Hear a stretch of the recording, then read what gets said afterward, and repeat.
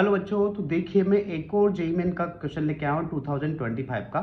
इस क्वेश्चन को देखिए आप, ये पूरी फंक्शनल इक्वेशन दे रखी है, आप ढंग से देख पा रहे होंगे तो इसको, ठीक है। और आपसे आखिर में समेशन में ln(f(x) के अंदर कुछ वैल्यू पूछ रहा है, ठीक है। तो हम जानते हैं बच्चों, जब भी आपने फंक्शनल इक्वेशन पढ़ी थी तो हमने कहा था कि आपको जैसे यहाँ पर एफ ऑफ जीरो की वैल्यू 1 दे रखी है, तो आपको क्या करना चाहिए बच्चों, आपको एफ ऑफ जीरो मिल गया तो एफ डैश जीरो चाहिए आपको सबसे पहले, ठीक है। तो आप क्या करोगे, इस पूरे एक्सप्रेशन में जहां भी एक्स और वाई दे रखा है उसकी जगह जीरो रख दोगे, ठीक है। और एफ ऑफ जीरो हमको 1 दे रखा है, तो ये सारी टर्म्स अगर मैं इस एक्सप्रेशन में रखूंगा तो मुझे क्या मिल जाएगा बच्चों, देखो मुझे ये मिल जाएगा, यहाँ से एफ ऑफ जीरो की वैल्यू 1 रख दोगे तो एफ डैश जीरो की वैल्यू भी आपके पास आ जाएगी, ठीक है। सोल्व कर सकते हो आप आराम से, तो वो आ जाएगी 1/2, ठीक है।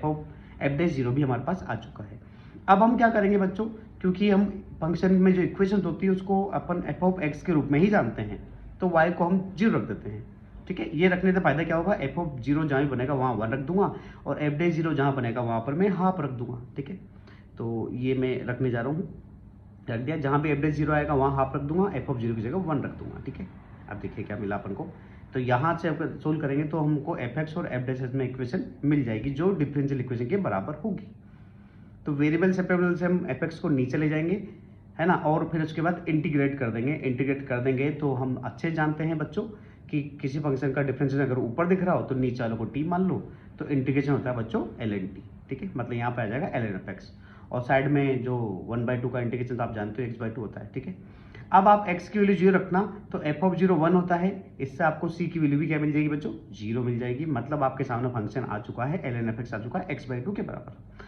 अब हमसे क्वेश्चन में पूछा गया है इसी ln(f(x) का समेशन पूछा गया है, तो बस वहाँ f(x) की जगह fn दिया हुआ है, तो आप x की जगह n रख देना, तो ऑल ओवर आपके पास आ जाएगा बच्चों, समेशन के अंदर क्या आ जाएगा बच्चों, n/2, ठीक है। जिसका समेशन हम जानते हैं, समेशन का मतलब क्या होता है, वैल्यू रखो ऐड करते जाओ, तो सारी वैल्यू रख देना, 1 से लेकर 100 तक का सम आ जाएगा, अपॉन 2 आ जाएगा, ठीक है।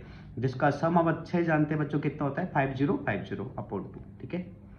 और इसको सोल्व करने में आ जाएगा 2525, ठीक है। तो इस तरीके से इस क्वेश्चन का आंसर आ जाएगा। देखो कितना शानदार क्वेश्चन है बच्चों, इसको अगर देखते ही बच्चे छोड़ देते हैं कि यार ये क्या क्या दे रखा है, डिफरेंशियल इक्वेशन दे रखा है, समेशन दे रखा है, लेकिन कितना आसान है।